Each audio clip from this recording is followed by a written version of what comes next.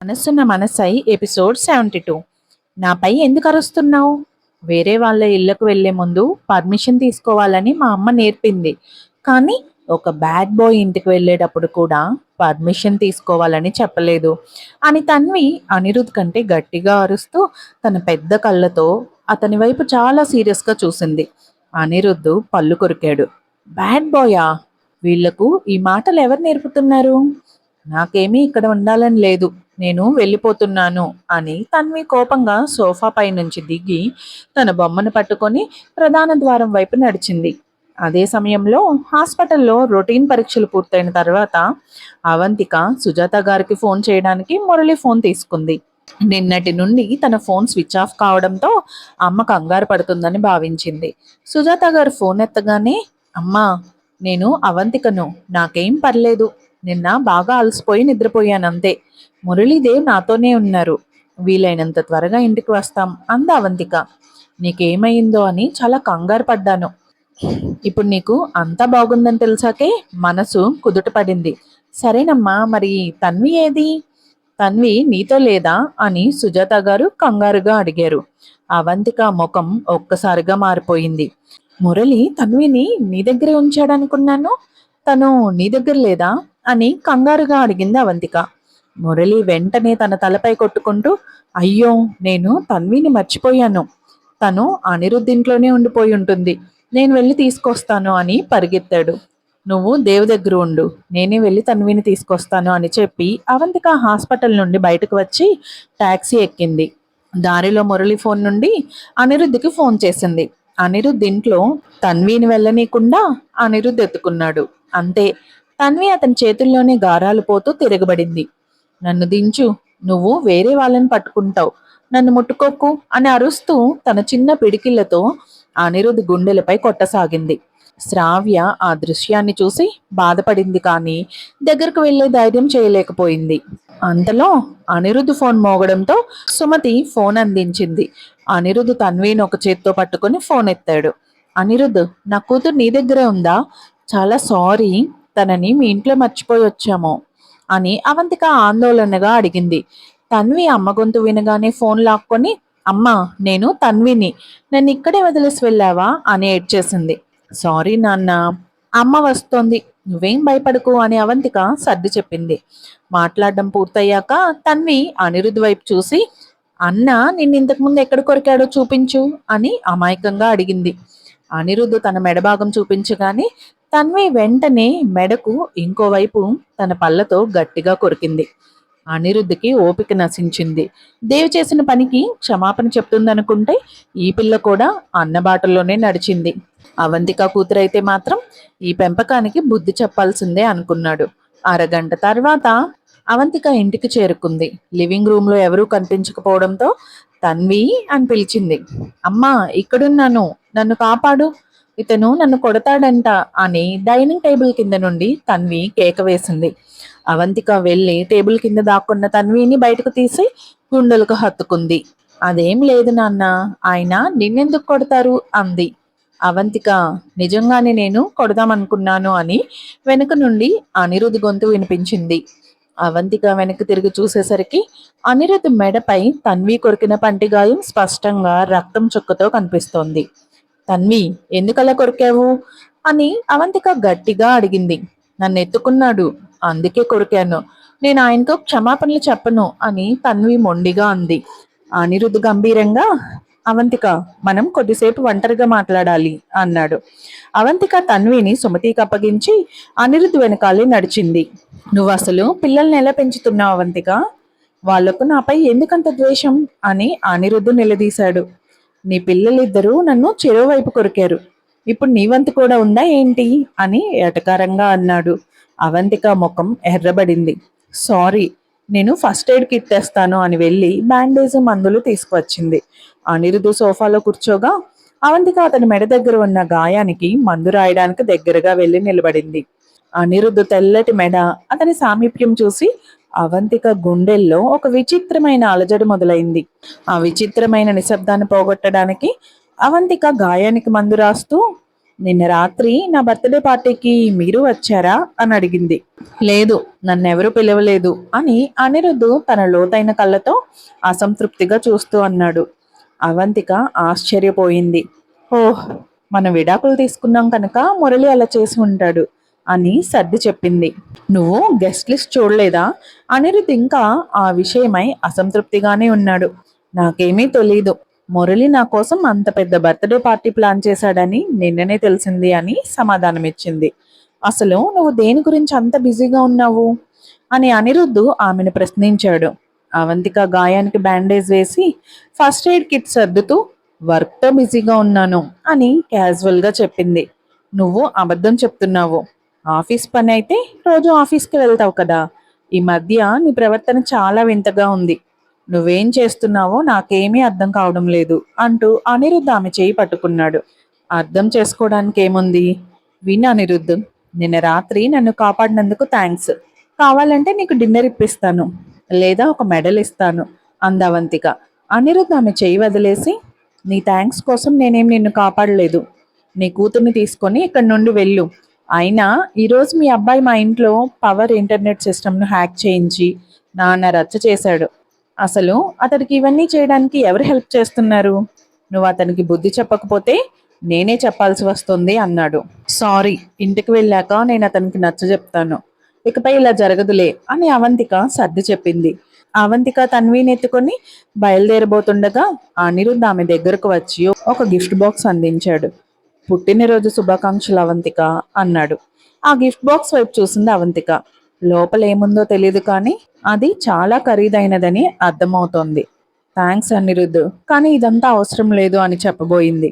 కానీ అవంతిక ఆ మాట పూర్తి చేయకముందే తన్వి చటుక్కును ముందుకు జరిగి ఆ గిఫ్ట్ బాక్స్ను తన చేతిలోకి తీసుకుంది. అవంతిక ఏం మాట్లాడలేకపోయింది. అవంతిక తన గిఫ్ట్ను నిరాకరిస్తుందేమో అని భయపడిన అనిరుద్ధ్ తన్వి దాన్ని తీసుకోవడంతో ఊపిరి పీల్చుకున్నాడు.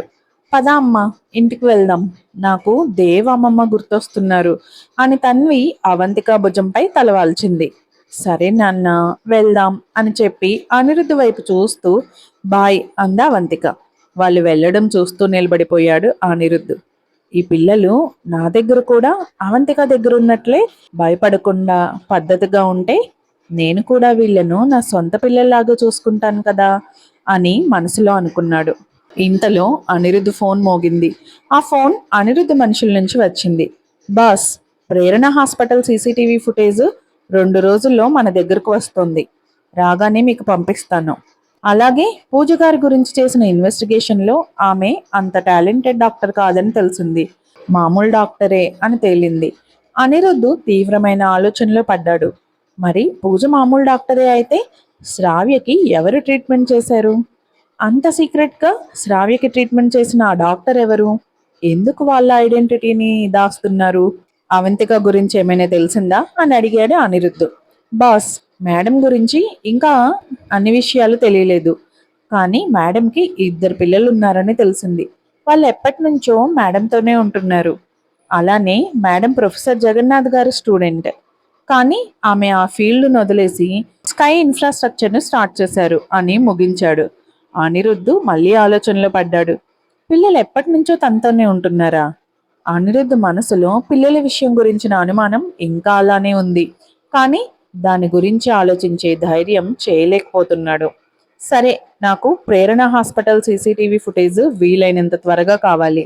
అలాగే నాకు అవంతిక విదేశాల్లో ఉన్న డీటెయిల్స్ గురించి ఇంకా వివరంగా కావాలి. ఆ పూజ గురించి పర్సనల్గా కనుక్కోండి, మురళి గురించి కూడా అని చెప్పి కాల్ కట్ చేశాడు.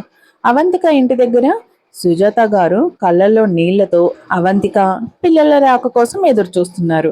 వాళ్ళు రాగానే ఇంకెప్పుడు నీరసంగా ఉన్నప్పుడు డ్రైవింగ్ చేయక అవంతిక, ఎంత ప్రమాదమో తెలుసా అని మందలించారు. తెలుసమ్మా, ఇంకెప్పుడు అలా చేయనులే. సరే గాని లోపల నుంచి మంచి వాసన వస్తోంది ఏంటి?